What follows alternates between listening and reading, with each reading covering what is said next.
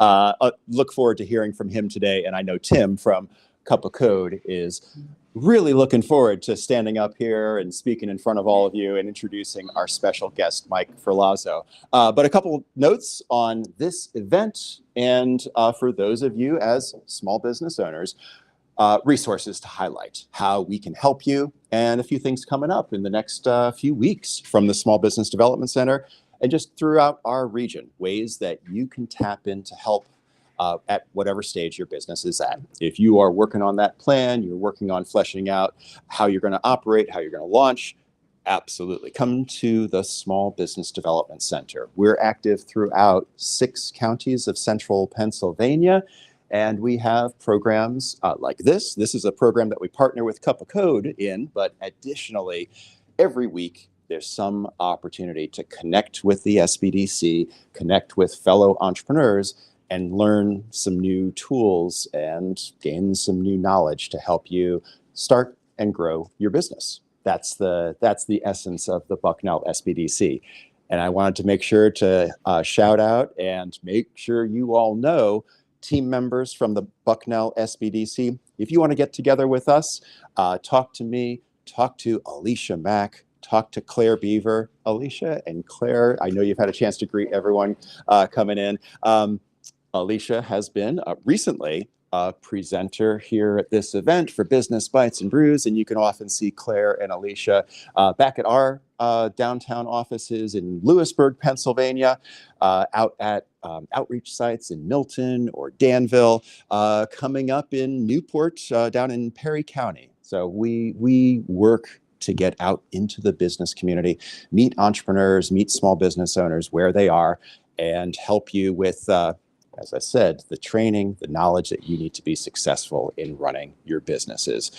Beyond the events like this, meet with us one-on-one and get into the ambitions that you have, the aspirations that you have for growing your business. We can help you and support you in putting that plan together and be there with you as you execute on that plan. Launch, grow, attract capital, and create and retain jobs for our region. That's our mission, to help small businesses. One of the ways that we are really pleased to be able to do that is with great partners like Cup of Code. We've been working with Tim Keeley, with Nick, with Norm, and the rest of the team. Recently, we honored them, recognizing their excellence as the entrepreneurial leaders with that shiny big award that Tim's standing right by during National Small Business Week in May. Still, we're really proud and really grateful for the opportunity to partner with all of you.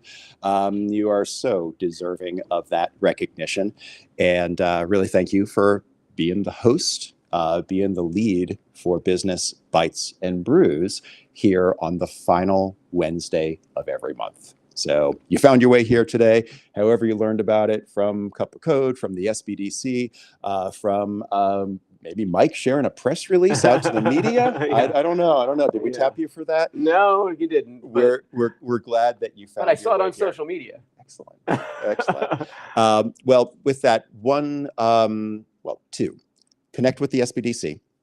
Talk to Alicia, talk to Claire, talk to me about how you can set up a time to meet with us, or your next time to meet with us. We know a lot of you. We've helped a lot of you at the stage that you're at with each of your businesses. Second, one upcoming event that I'm really excited about out in July. Mark your calendars for July 16th. A lot of entrepreneur resource programs like the SBDC are marking July 16th as National AI Day. We're putting together a panel, and this is going to be shared as a webinar that you can easily sign up for. We'll send you the link. July 16th at noon, a panel featuring several experts on applying AI to your business. Kelly McConville from the Data Center Science at Bucknell University, as well as 2 local entrepreneurs. Scott Ringkamp, who many of you have seen at events like this, IT professional, cybersecurity expert, Scott Ringkamp, and Kevin Langdon, who is a serial entrepreneur. Among the products that he has launched to market are AI-powered game ball named Ball 2. Cup of Code has done some amazing storytelling and some work with Kevin Langdon. Another thing that he's been involved in, any World Cup fans out there? Anyone going to be doing that second screen at 3 p.m. when the next game comes up? Some of the analysis that Fox Sports is doing, the visualization, the tracking, uses technology, AI-fueled technology that Kevin Langdon has been involved in developing and applying. So really interesting case studies about AI for businesses, for products, for customer service in your business. July 16th, our panel on AI for small business. All right, that's enough of my pitch. Tim, I am very pleased that you have the honor of introducing an old friend of yours, Mike Ferlazzo. Great to see you again, Mike. Yeah, it's good to see you too, Tim. Before we start with you, I want to just thank our sponsors. You can see them on the screen. We have Fishtown Iced Tea from next door, WNS Distributors, and this is a company out of Philadelphia. So we have that over there if you guys want to test some of this out. And also Dave Tamkus and Ivy Coffee has coffee here for anybody that wants the caffeine fix. And without further ado, take it away, Mike. All right, thanks, Tim. So Tim didn't get into it, but I used to be his percussion instructor back in the day when he was in the Shikellamy Marching Braves. A little different role right now. He's not used to me just being so calm, cool, and collected and not running around and yelling at the drummers. But I kind of like this role, and I've been doing it for a while now. So I've been at Bucknell now for 9 years as the Director of Media Relations. Prior to that, for 12 years, I was the Assistant Director of Public Relations and the Sports Information Director at Susquehanna University. They combined the two, which was a very difficult role since we had 23 varsity sports, but we managed to do that.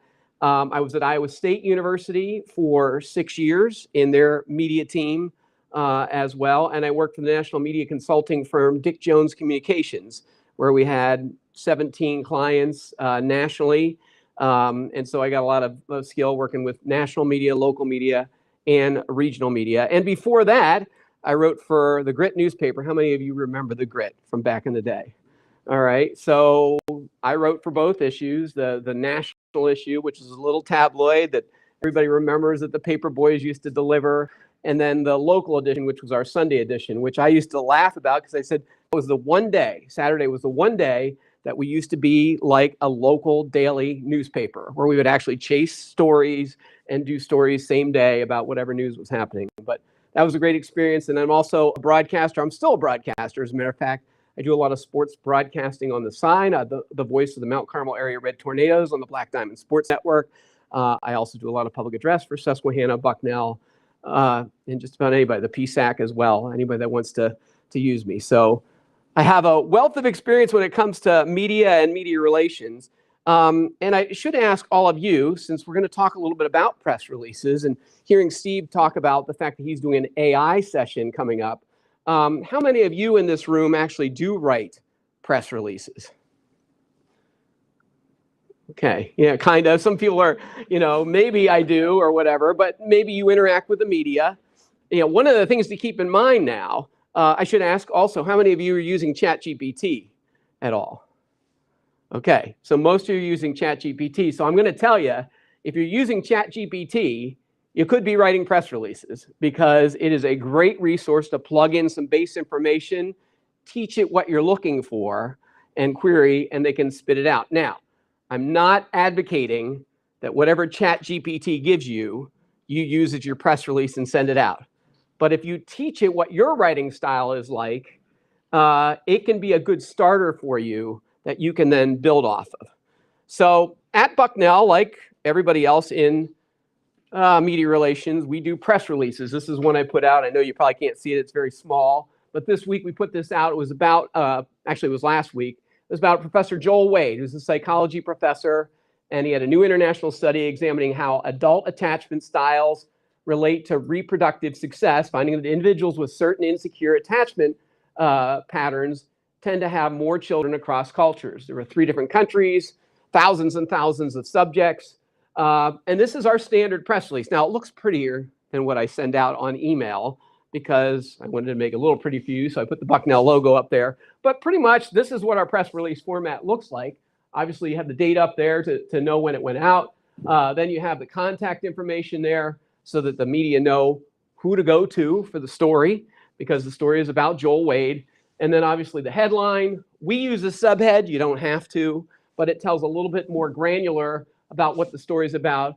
And then obviously we work in what we call the inverted pyramid style of journalism, which is you get the main news up front, and then you just start working your way down through the story with quotes and notes and all that kind of thing. So you put this press release out. This is what we do. We also do try and write it as like a feature story, because this also becomes the press release that you see online. And for Bucknell, we want our online newsroom to be read as well. So if you're writing a feature story, something that's not just a boilerplate press release, there's a chance that somebody might read it a little bit more. So that was the story as it appeared online. And if you do everything well, maybe you'll get something like this. This just came out this week. It was a big Scientific American piece on this study involving Joel Wade and the results that they found, which is why we do stories on research, very interesting research. So press releases sometimes result in it. Now, let me tell you a little bit about this, though. So the way this has worked, we've had a national media consulting firm. It was the one that I used to work for. And what we do is we tell them about the story. Sometimes they also partner with us on the interview that we do with the professor. And then they know what's coming up. And so they build a national list that they're going to send this out to. And we pitch it locally, regionally. Every now and then I target a couple national media outlets that I know as well. But in this case, they found this freelance reporter who writes for Scientific American, and she's the one that came through and did this story as well. It did appear in some of the local media outlets as well. So to be honest with you, that's the kind of mileage that we're looking for our stories, because national visibility and even local and regional visibility not only builds your brand, but it also now feeds into your AI persona. That's one of the leading indicators of what you're going to look like on AI when people run a search. And don't let anybody fool you anymore. Nobody's going through Google now. A lot of them are just going straight to ChatGPT to do the search. So media is kind of getting a little bit of earned media is having a little bit of a comeback life these days. There was a time not too long ago, and I'm interested for those of you in the room, that there was predictions of the death of the press release. I can remember 10 years ago being at media relations conferences where people would say, you're still sending out press releases? If you're sending out press releases, you're way behind. You're not doing things the right way. Well, I'm here to tell you today that press releases have historically been the key tool for attracting favorable media attention, shaping public perception, highlighting events or professional achievements, and increasing brand awareness via media. And I will tell you, in my book, right now, the press release is more valuable than ever.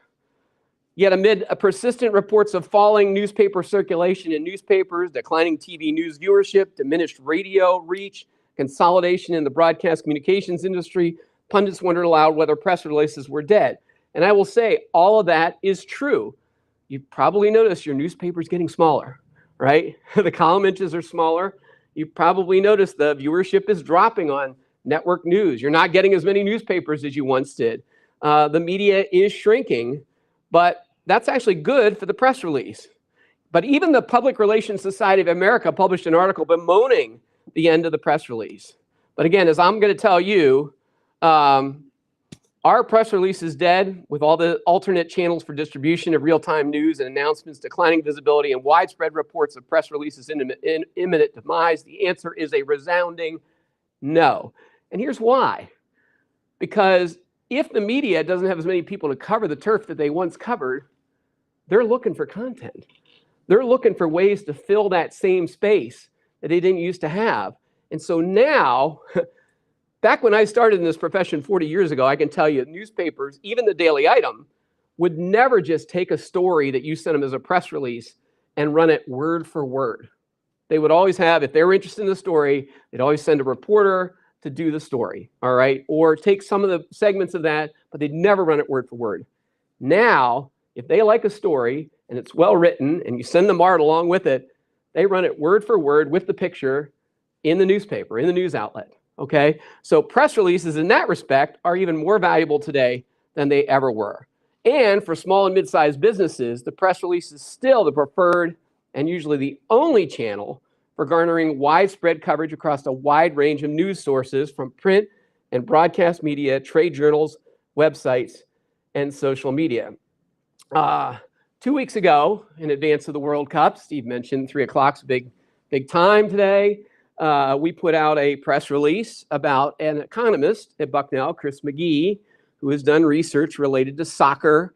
And back when I was working for the National Media Consulting firm, we had a professor at Hope College who had done research that had found that if you play the prevent defense in football, it largely prevents you from winning.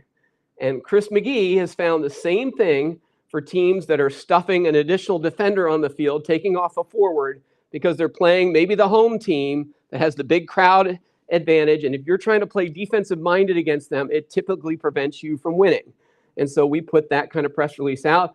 Fox 56 just did the segment the other day because they are the home to the World Cup as Fox and all that kind of thing. So press releases now have as much value as ever before, but the modern press release may serve a somewhat different role in today's communications playbook, still very much alive and kicking.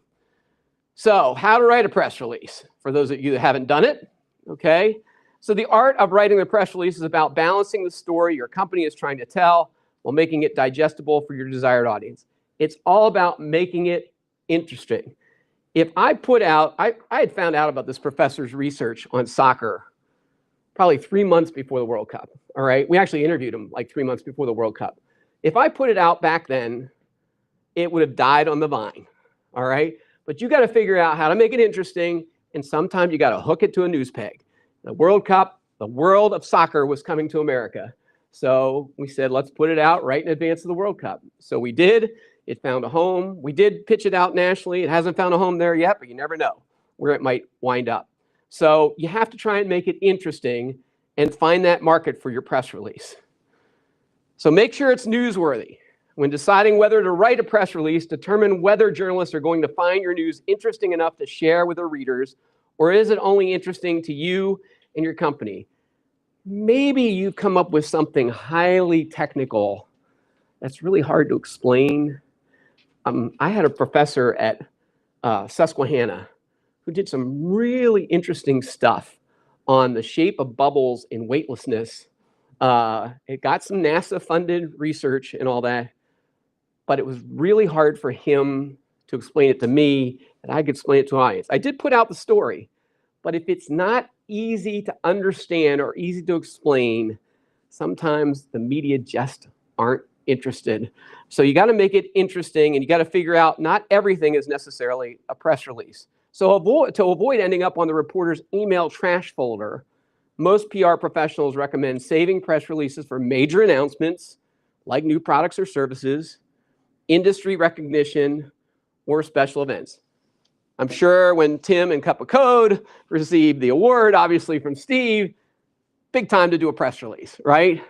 So that's what you do. I mean, you save it for stuff like that, and obviously special events when you're going out and doing something that's special and trying to bring people in, community events, those are great times for a press release. So one of the things that you've got to do to start a press release is craft a short, interesting headline. And the rule of thumb, your press release headline should be able to fit into Twitter's old 280 character limit. Anybody use Twitter in here? Now X. So some of you do. I see people nodding along. So you know what I'm talking about, the 280 character limit, all right? Because headlines should be brief and to the point. Reporters, again, bombarded by emails, but sending a link to your press release through Twitter or X, and an email increases the likelihood of having it read, having it be short enough to be read on, for them to read on. So the email subject line is very important when you're sending out a press release.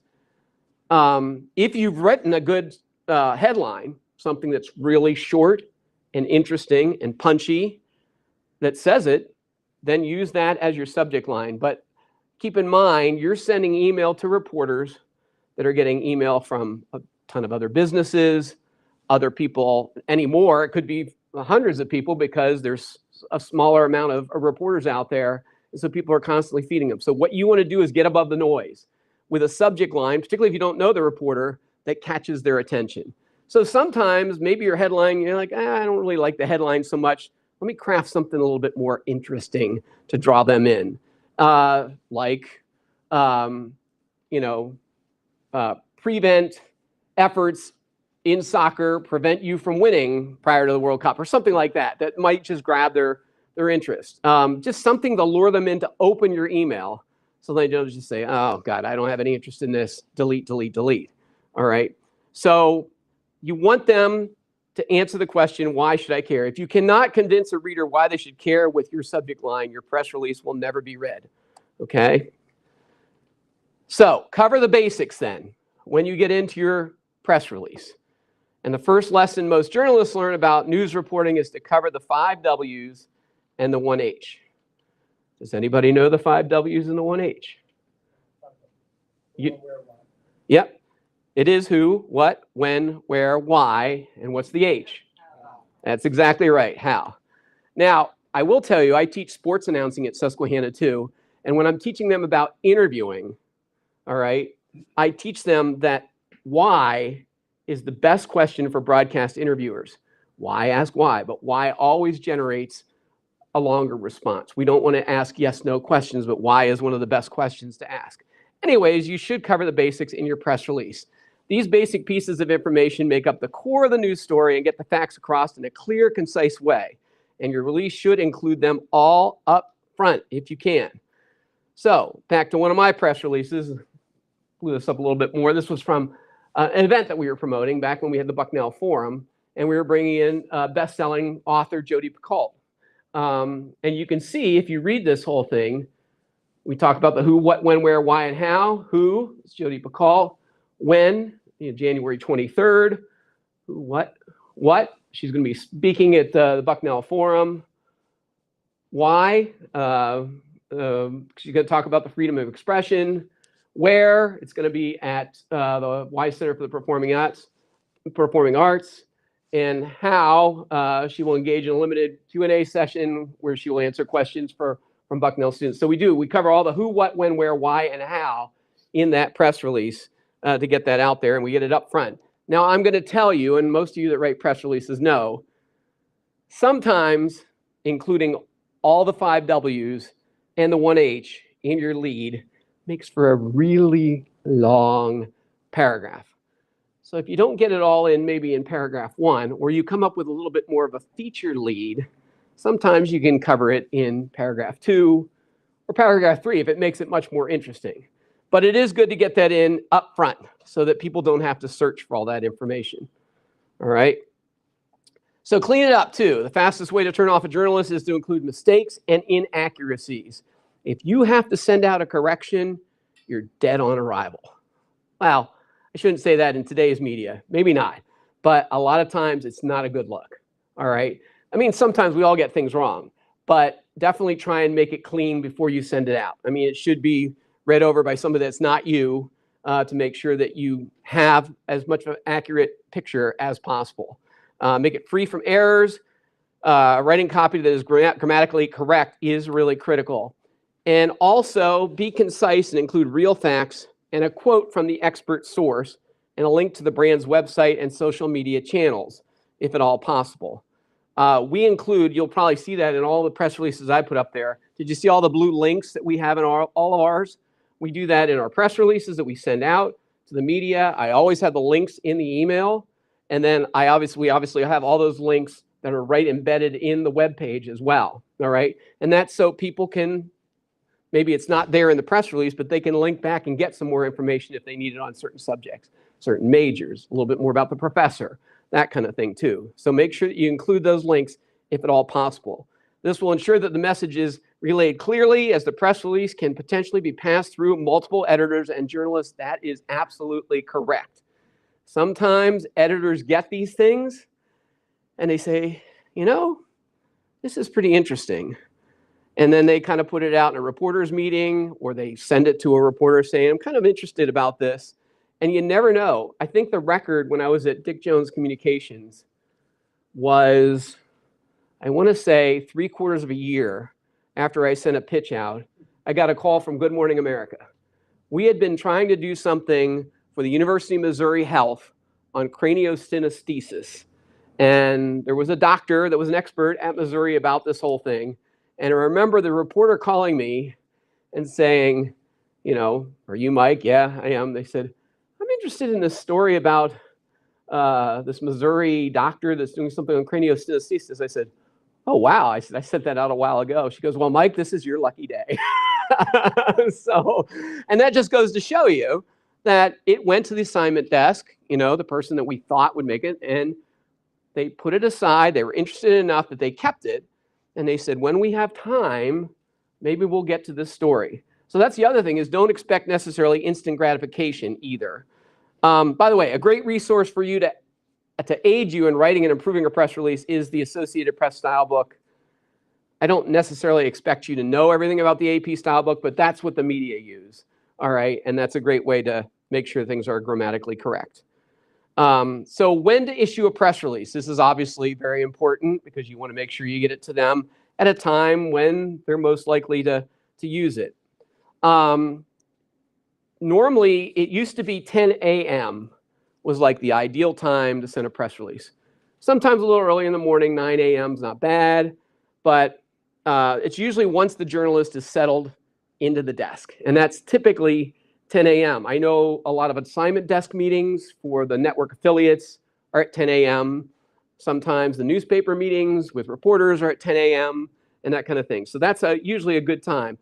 But the general consensus now is that peak times for sending a press release are between the hours of 10 a.m. and 2 p.m. on Tuesday, Wednesday, and Thursday. Avoid sending your press releases early in the morning or towards the end of the workday. Early in the morning, they sometimes get lost by the things that are up front when the reporter gets in, and they may not even see it if you send it real early in the morning. The end of the workday, a lot of times they don't go back necessarily to recycle through everything. And I will tell you that if you send it on Friday, it's definitely a no-go for a press release, particularly in the afternoon, because a lot of times they start fresh on Monday. They're just like all of us. They're looking to get out for the weekend. They've got stories already. And if they look at your story or your release on Friday, they may kill it before they even get to it because they say, that's old news. That's old now. I sent it out on Friday, so somebody else has probably already seen this at that stage. So you may catch some people, but the open rates tend to slow similar to the rates on the weekends. So don't send things on Fridays or weekends. You probably can't see all that, but this is just partial. This is part of my list for who we send it to in central Pennsylvania. So my list is about 1.5 pages long, but you can see all the emails there. And I have a blast list that I send things out. I will tell you, in my press releases, it probably doesn't matter, but I blind copy everybody that I send it to the news media. You may have some competing media out there that don't want to know that the other outlet got it as well. They don't need to know. So just blind copy it. As long as they're on the list, you send it. That becomes even a more important thing with national media a lot of times because they get really sensitive. There was a time when the New York Times used to say they would only be interested in the story if it is an exclusive. If anybody else had it, they're not interested, all right? But in the local game, I think they realize everybody's getting the same releases, but I still blind copy everything when I send it out to this email blast list too. So reporting impact, how do you measure your success? Well, measuring the performance of a press release depends on your particular goals. Of course, pick up by the media is the ultimate goal, but you'll likely have other metrics as well to support your efforts. And your goals will determine the specific metrics to use in a press release evaluation. So in Tim's case with Cup of Code or an event, you can measure it with how many people went to the event, right? How many people you got something through the media. I will tell you, we pitched something to Nikki Kreis when the campus theater was doing the Collegiate Film Festival, Pennsylvania Collegiate Film Festival recently. And Nikki came in and did local inserts into the newscast in the morning, her local stand-up. And I thought the audience turnout was pretty good for that. Now, was it enough to justify getting up at 4 o'clock in the morning? I don't know, but it was pretty good. It was good to have Nikki back too and all that. But those are the things that you're going to have to figure out. Is it all about clicks? Is it all about social media engagement as far as what your message is? So those are some of the things that you need to determine.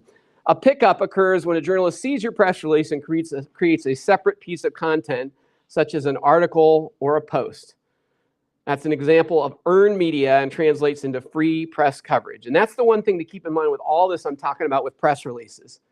It's free of charge. Business folks, you obviously can all buy ads and pay for whatever coverage you're going to get. There's something that's really becoming popular in marketing today, which is the paid media, which I'm not a big advocate of, but we do it sometimes at Bucknell, where you pay an outlet to write a story about you or whatever.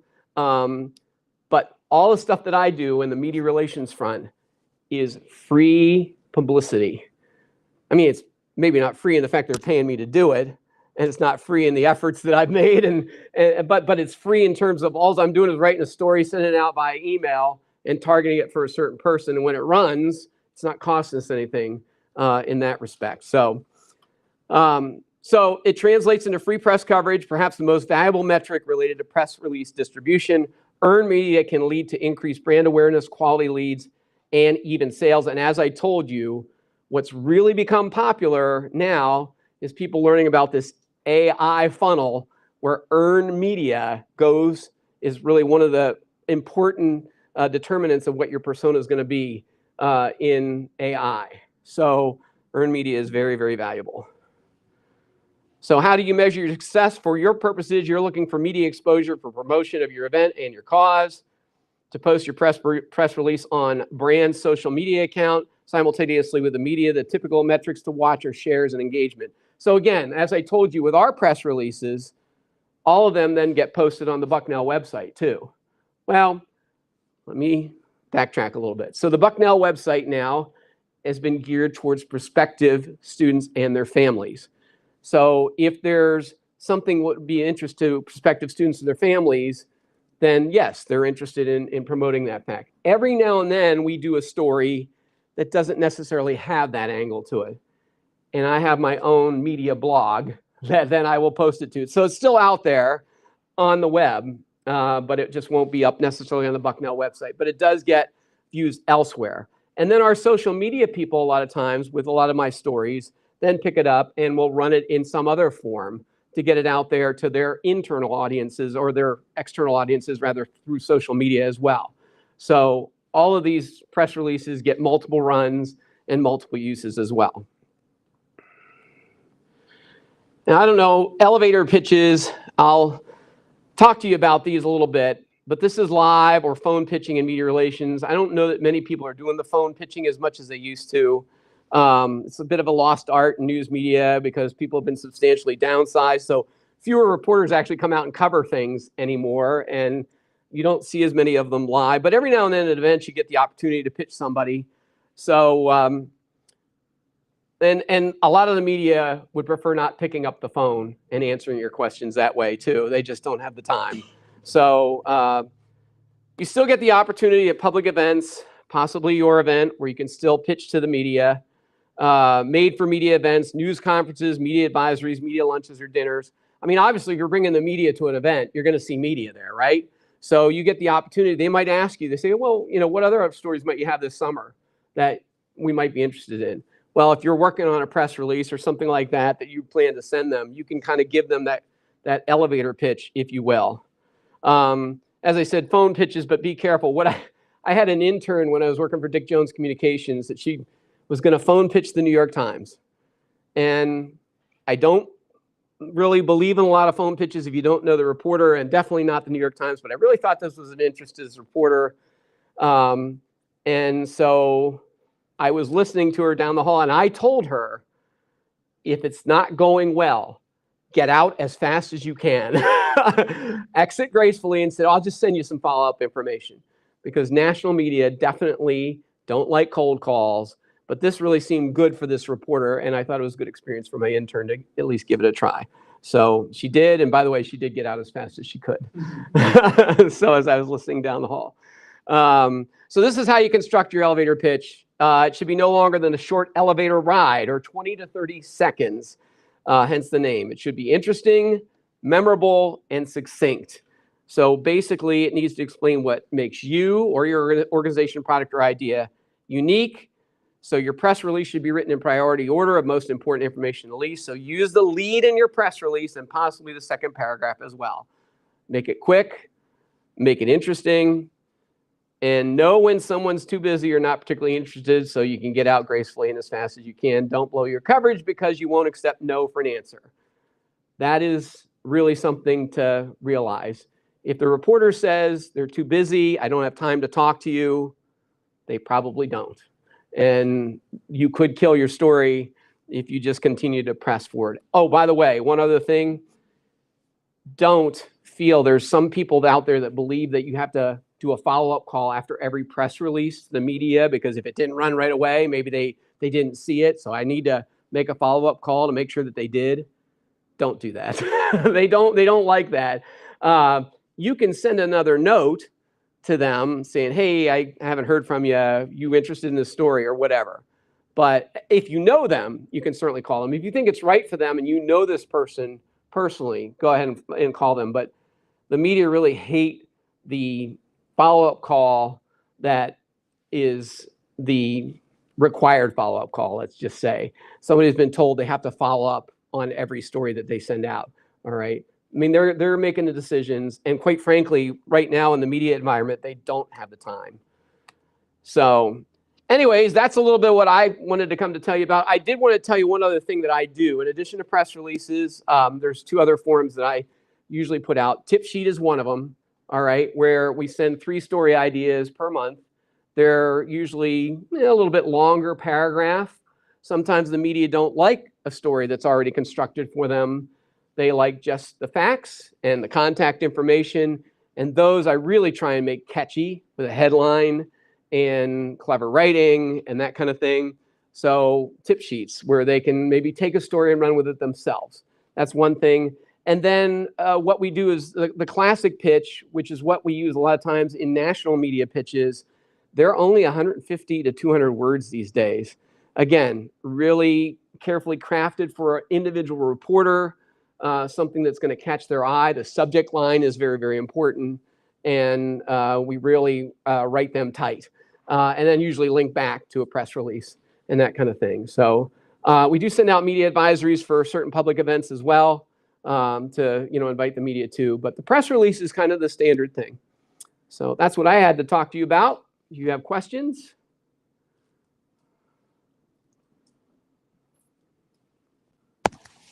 If anyone has never sent out a press release before, how would you recommend they start building that contact list as to where they should be sending them? Good question. I mean, again, sometimes now we have media databases, a lot of us in communications, and I do. But a lot of times you can go to your media outlet, find the contacts on the website, and you can look them up right there. A lot of times they will list the editors, the names, and at least an email address for them. So you can get them that way. I mean, that's obviously takes time. It's better if you do have some way to, media database that you can get them as well. But yeah, it's a good question. And by the way, if you do pitch somebody that you don't know, and it's a larger outlet or whatever, certainly try and read a little bit about what they're writing about to make sure you're getting it to the right person too. All right. Other questions? Yeah, I'll just emphasize that for our local market, there's not that many newspapers, there's not that many television stations, there's not that many radio stations. You can just think through, oh, what's the outcome of this media pitch, this press release that I'm sending out? Do you want to see yourself on the front page of the Daily Item? Do you want to get WNEP out to visit your business for a special event? Right. And then, like was said, find that website and drill through the contact us or the about us link on their website. Find that person's email. And like for the Daily Item, get to know that publication and know that, like, Rick Dandies writes about stuff in Lewisburg and Marsha Moore writes about stuff in Danville. And Justin Strasser's your Union County correspondent, those kind of people. And by the way, building those relationships. So one of the things that I tell everybody is that I'm a relationship builder. That's what I do for a living. All right. So I do try and make these relationships, build them with different people. And when I was doing national media, that's what we were doing. We were trying to build relationships with the national media as well. So we do that on a local level. I mean, Steve knows. I mean, Nikki Kreis used to have her office in Steve's building and all that. So I get to know the reporters really, really well. And, you know, and I will tell you that not only is helpful when you're pitching them a good story, but when there's something not so nice happening at your place, and I'll say, yeah, sometimes at Bucknell that happens, I tend to think they take it a little bit easy on us because we have a good relationship with them. So that's why you also want to build a relationship with the reporter as well. And it doesn't take a lot. It's just, you know, sometimes just chatting with them, getting them to know you and you know them and how they prefer their information and what they're looking for and that kind of thing. They really appreciate it. They don't have time sometimes, but they do appreciate occasionally a cup of coffee once in a while.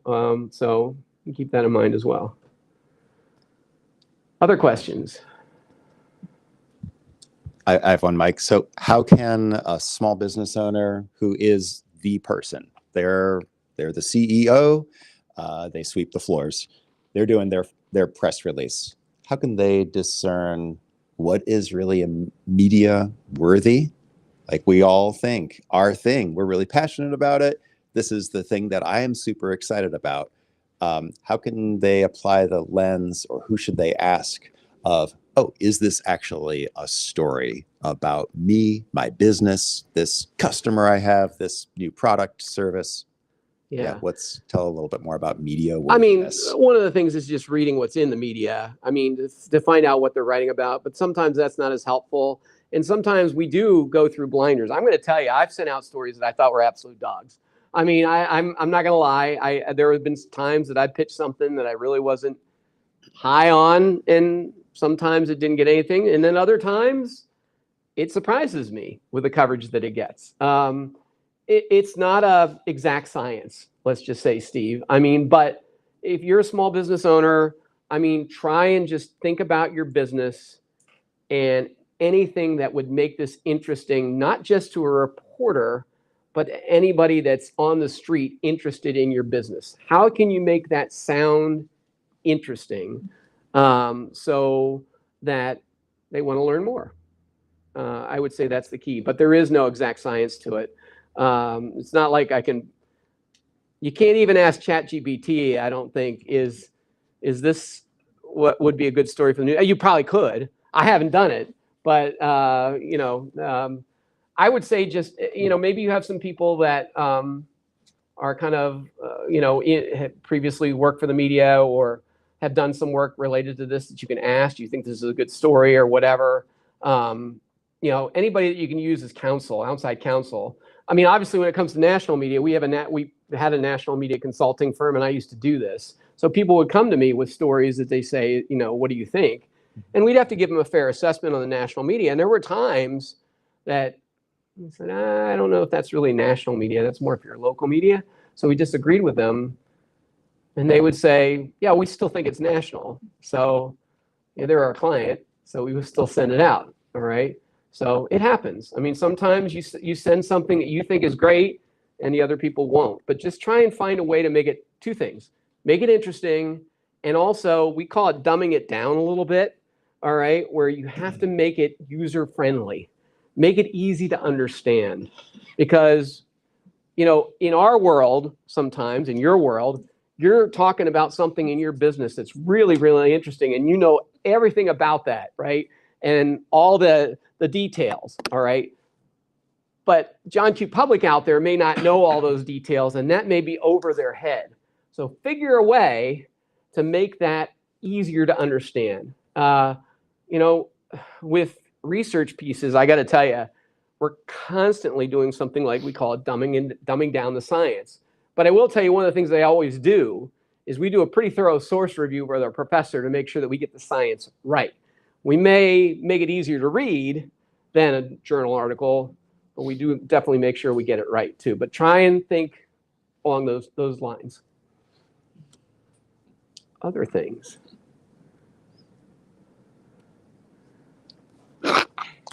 I mean, I could talk with you all day, Mike. I but know. wanna- Well, wanna you know, you invite do- you and I others do to ask some media. questions. What about outreach in other forms? So email, calling someone. What about the direct message on social media or the LinkedIn outreach? How effective is Yeah, that? I will. in I will tell media? you. So I have pitched people on social. I've done it on X. I've had some modest success. I've gotten some responses from reporters on email that it gets Like, is lost a that to way. stand out from the so much in the inbox. Yeah, that's the thing. My boss at the national media consulting firm. Now this was many years ago, but he said he gave us we had a staff meeting one day, and he said, "Don't forget about traditional mail." And I'm like thinking, what are you talking about, Dick? I mean, come on, nobody's. But he was right. To think about it, who's sending mail anymore? And so if you mail a letter to somebody and they get this letter, they're like, wait, well, they sent this directly to me, just to me. I mean, this is, and so it had some credibility. Now, I don't know if that's still the case anymore, but that was one of the things, anything that you can do to break through. You're right, the glut of email and that kind of thing. But yeah, so social media, I've pitched on social before. I've reached out to people. Actually, there was an editor writing for Meredith Publications. She was a food editor who I had worked with when I was at Iowa State. And I had a student who was a foodie that was looking to write and do food articles that I reached out to on LinkedIn. And she eventually responded. Yeah, there's some other examples. We host something every year at Bucknell called the President's Dinner, where we bring in about a dozen presidents from private, highly selective institutions, much like Bucknell, to discuss the state of higher education with members of the national higher education media. It's held at the National Press Club in Washington. It's the Thursday right after Labor Day. So it's right at the start of the new academic year. Because of that, there's about 30 members of the national media that cover higher education that come to that. And I've obviously gotten to know them.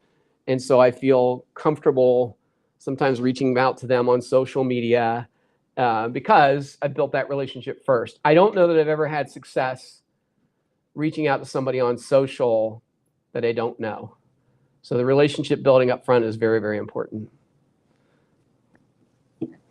Oh. With press releases, is there a certain amount that's too short or too long? So my boss, Dick Jones, back in the day, I'll repeat the question. So in press releases, is there anything that's too short or too long? Back in the day when I was working for the National Media Consulting Firm, I asked that very question to my boss, who was the guru, by the way. He wrote the book on how colleges and universities can obtain national and regional publicity. All right.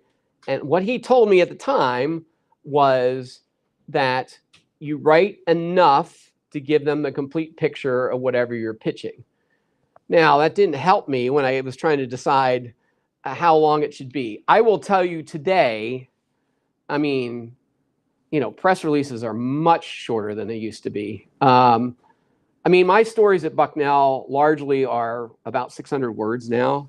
I mean, there was a time when you'd have 2.5 pages that you'd send press releases out back in the day of printed material. But now you try and do word consolidation. And I will tell you, for national media pitching, as I said, it's like 150 words to 200, because most of the time they're getting everything that they see is on this, right? And so they want whatever fits on a screen for them to look at, all right? So I would say there's not so much. 1 page is probably sufficient. If you go over to a second page, maybe not so much. I wouldn't go, I certainly wouldn't be sending out 1,000-word press releases, all right? So, because that's just too much for them to read.